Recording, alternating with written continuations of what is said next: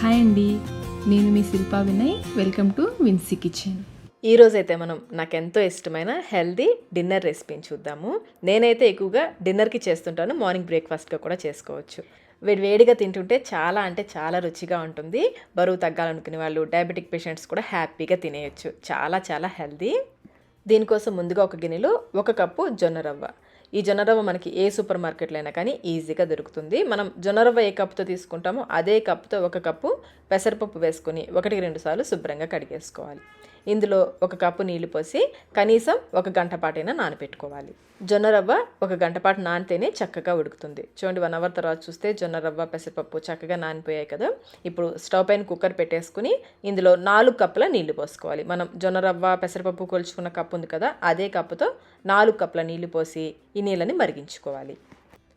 నీళ్ళు మరుగుతున్నప్పుడు ఇందులో 1/2 tea spoon మిరియాలు, 1/2 టీ స్పూన్ జీలకర్ర, రుచికి సరిపడంత సాల్ట్, ఇక్కడ నేను 1/2 టీ స్పూన్ సాల్ట్ వేస్తున్నాను. అలాగే 1/2 టీ స్పూన్ పసుపు, ఇంకా మనం నానపెట్టుకున్న జొన్న రవ్వ పెసరపప్పు ఉంది కదా, నీళ్ళతో సహా వేసేసుకోవాలి. మనం నానపెట్టుకున్నప్పుడు నీళ్ళు పోసాం కదా, ఆ నీళ్ళతో సహా వేసేసుకోవాలి. అంతా వేసేసి ఒకసారి బాగా కలుపుకోవాలి. ఇలా కలిపేసి మళ్ళీ ఫ్లేమ్ని మీడియంలో పెట్టేసి ఈ నీళ్ళు ఒక పొంగు వచ్చే వరకు, ఇలా కొంచెం బాయిలింగ్ స్టార్ట్ అయ్యేంత వరకు ఉడికించుకోవాలి. చూడండి, ఇలా ఉడుకుతున్నప్పుడు మళ్ళీ ఒకసారి కలిపేసుకుని కుక్కర్కి మూత పెట్టేసి విజిల్ పెట్టేసి మీడియం ఫ్లేమ్లో 3 విజిల్స్ వచ్చేంత వరకు ఉడికించుకోవాలి. 3 విజిల్స్ వచ్చాక స్టవ్ ఆఫ్ చేసేసుకొని ఇప్పుడు స్టవ్ పైన ప్యాన్ పెట్టేసి 2-3 టేబుల్ స్పూన్ల నెయ్యి కానీ నూనె కానీ, అది కొంచెం ఇది కొంచెం వేసుకోవచ్చు, లేదా మొత్తం నెయ్యితో వేసుకోవచ్చు, లేదా మొత్తం నూనెతో అయినా వేసుకోవచ్చు. కాగిన తర్వాత కొన్ని జీడిపప్పులు వేసి వేయించుకోవాలి. ఇవి కూడా వేగిన తర్వాత 1/2 టీ స్పూన్ జీలకర్ర, 1/4 టీ స్పూన్ మిరియాల పొడి, 1 టేబుల్ స్పూన్ సన్నగా తరిగిన అల్లం ముక్కలు, 2 లేదా 3 పచ్చిమిర్చిని సన్నగా కట్ చేసి వేసుకోవాలి. అలాగే 2 ఎండుమిర్చిని కూడా తుంపి వేసుకోవాలి. పచ్చిమిర్చి, ఎండుమిర్చి, మిరియాల పొడి ఇవన్నీ కూడా మీ కారానికి తగ్గట్టుగా వేసుకోవచ్చు. ఇవి కొంచెం వేగిన తర్వాత కరివేపాకు కూడా వేసుకొని వేయించుకోవాలి.